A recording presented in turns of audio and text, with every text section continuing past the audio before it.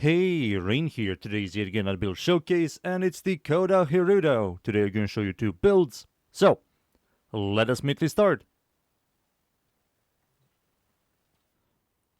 Alright, let's start with the first build. This is the exposure build. The mods I'm using here, we have Condition Overload for melee damage per status type, Prime Reach for range, Blood Rush and VP wounds for lost status chance and critical chance per call multiplier, Berserker's Fury for attack speed, Prime Fever Strike for Toxin, Vicious Frost for cold, Toxin gives us viral, and Gillen Steel for critical chance critical damage. And that's it. These are the mods. For the X weapon adapted, it's going to be any Tenokai. For the Arcane melee exposure, on ability cast, you gain corrosion damage on melee strikes for 25 seconds, all the way up to 240, which is a lot of increased damage and free corrosion damage.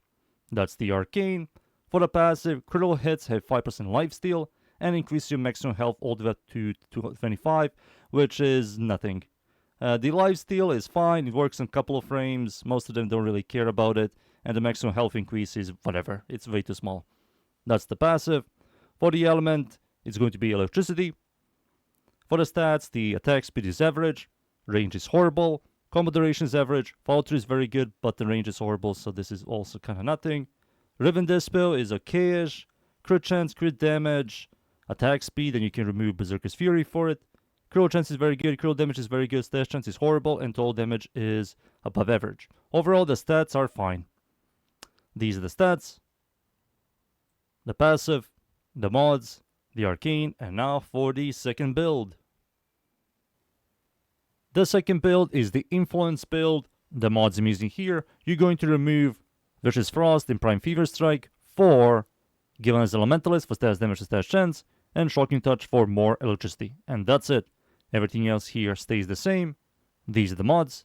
For the X-Weapon Adapter, it's still going to be any Tenokai. For the Arcane, instead of Exposure, it's going to be Influence on Electricity status effect, which we do have right over here and here.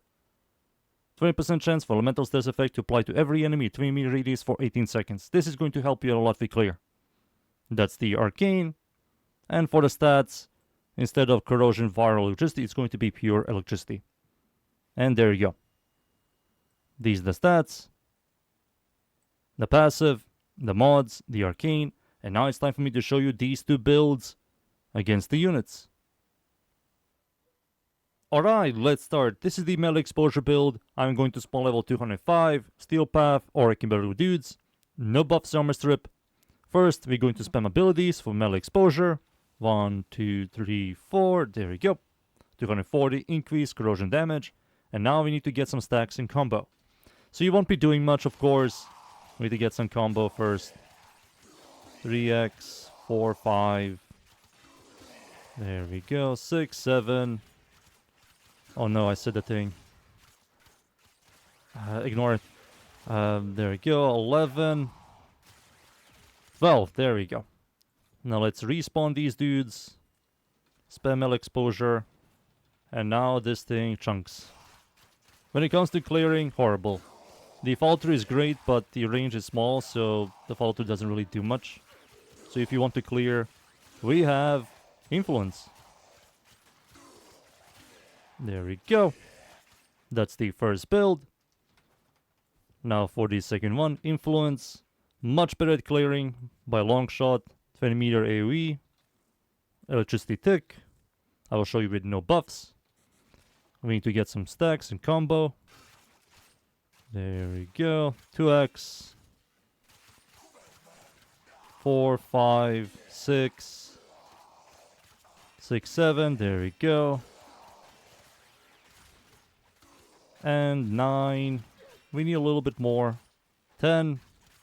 11. And 12. Let's respawn these dudes yet again. 12 combo. Now attack. It's killing everything 20 meter radius. And of course, with buffs, this is going to be much, much better. And that's it. Those are two builds. Now it's time for me to show you the influence build against Steel Path enemies. So, let's go. And we're in.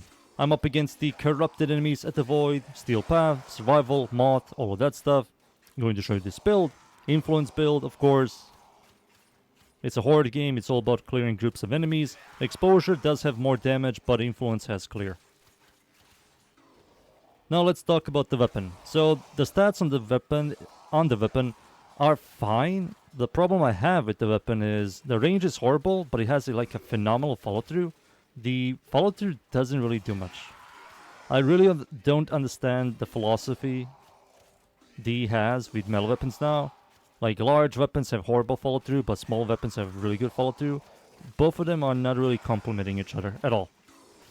Like, 1.45 meters without prime reach with a 90 follow-through is nothing. It's truly nothing. With reach is like 4 meters, and that's also nothing. You won't even notice the follow-through. If I were to balance melee weapons, I will make large weapons have really good follow-through, but their damage is slightly nerfed.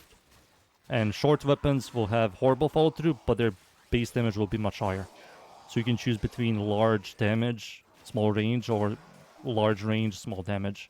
That will be much better. The follow-through nonsense is truly killing a lot of weapons and a lot of synergies. For the stats on the weapon, pretty good. The problem I have is the passive. 25% increase maximum health is nothing. That's rank 2 vitality. Rank 2 vitality. That's truly nothing. The 5% lifesteal on crit is good, but the problem is 80% of Warframes are shield gators and shield frames, and they don't really care about lifesteal. The other 20% have some sort of health sustain, which they don't really need a whole melee weapon to sustain themselves. And they can also equip Gloom, or they can also equip, Arcane Grace. So the passive is kind of nice if you use the weapon, but use it with a tank frame, like a health frame. Otherwise, the passive doesn't really do much. There we go. Thank you, boy. Where are you? I need you. This is also buffless. I'm not going to use any buffs. Maybe I can use Nourish for free viral to help out electricity ticks. There we go. Aki boy is here. Nice.